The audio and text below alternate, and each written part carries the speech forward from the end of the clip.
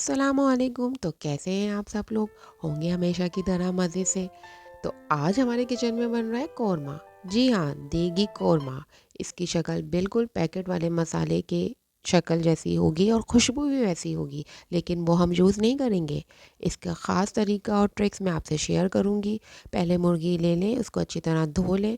1 kilo मुर्गी लेके इसकी बोटियों के अंदर किरचियाँ ना हो मुर्गी की हड्डी की, इसको साफ़ कर लें और इसको साफ़ करके धो के अलग रख लें।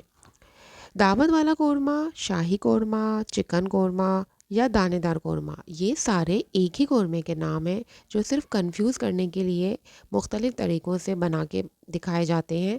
मैं आपको बहुत आसान तरीके से बिल्कुल बाज़ार जैसा कौरमा घर में बनाना बताऊंगी। तो आइए इसके इंग्रेडिएंट्स की तरफ आते हैं। यहाँ पे पिसी मिर्च है, 1 चम्मच मेरे पास हल्दी, 2 चम्मच पिसा हुआ धनिया, ज़ीरा, लौंग, दालचीनी, 1 पाव दही और 3 डलियाँ प्याज की। तो ये सारे मसाले ज़ीरे के साथ है और इसको मुर्गी को धो के मैंने रख लिया था। प्याज को अच्छी तरह से बारीक चॉप कर लें। आप चाहें तो घी, आधा कप घी और आधा कप ऑयल दोनों मिला के इस्तेमाल कर सकते हैं। प्याज को बहुत ज़्यादा कलर नहीं देना होता, वरना कौरमे का रंग काला हो जाएगा। कुछ लोग हल्दी भी इसीलिए नहीं डालते कि कौरमे का रंग लाल नहीं रहता। इसको मैंने पीस के निकाल लिया था, दही के साथ भी पीस सकते हैं, मैं अलग से डालूँगी। और वही प्याज जिसमें मैंने तेल में जो प्याज फ्राई की थी उसी को पतीली में डाल दें। खुले मुंह की बड़ी पतीली लें ताकि बोटियाँ आपस में ना टकराएं।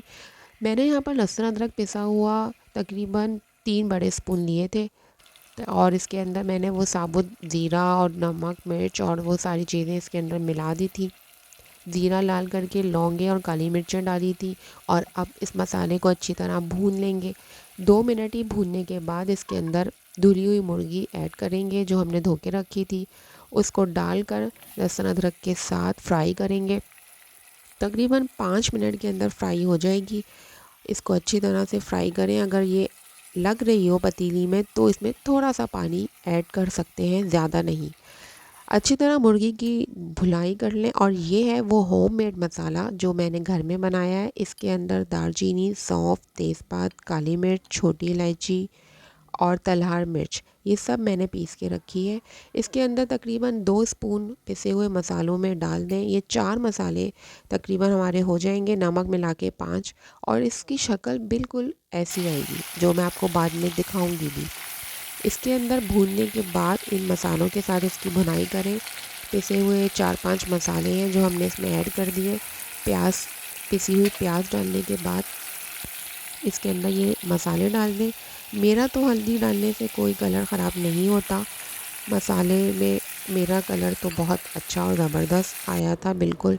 अब ये पकने के मरहले में शुरू हो चुका है, इसके ऊपर बॉयल आ रहा है। इस स्टेज पर हम इसमें दही डालेंगे और इसको ढक के थोड़ी देर पकाएंगे। दही डालने के बाद ये जल्दी तैयार होगा। ये देखिए इसकी भुनाई शुरू हो गई, पकना स्टार्ट हो गया है। तकरीबन 20 से 25 मिनट के अंदर ये हल्के हल्के पकता रहेगा। और इसको आप थोड़ी थोड़ी देर बाद चलाते रहें ढककर। इसको पकने के बाद इसका पानी और वो तेल बिल्कुल खुद ही अलग हो जाएगा। और ये देखें कितना अच्छा इसका कलर आना शुरू हो गया था, पानी ने तेल अलग कर दिया। अब मैं आपको इसको पैन में निकाल के दिखाती हूँ। ज़बरदस्त खुशबू आ रही थी, देखें कितना ज़बरदस्त बना है माशाल्लाह से। इसकी कोई बोटी भी नहीं टूटी और ये देखने में भी खुश शक्ल है। और देखें कैसा तेल अलग हो गया, मसाला दानेदार है, ग्रेवी बिल्कुल ज़बरदस्त। घर वालों के मुंह में तो पानी आना ही है इसको देखकर। और ये बिल्कुल ऐसा बाज़ार जैसा कौरमा बना है। माशाल्लाह आप लोग भी इसको बनाएं। और अगर अच्छा लगा तो इसको आप शेयर कीजिएगा मेरी रेसिपी को।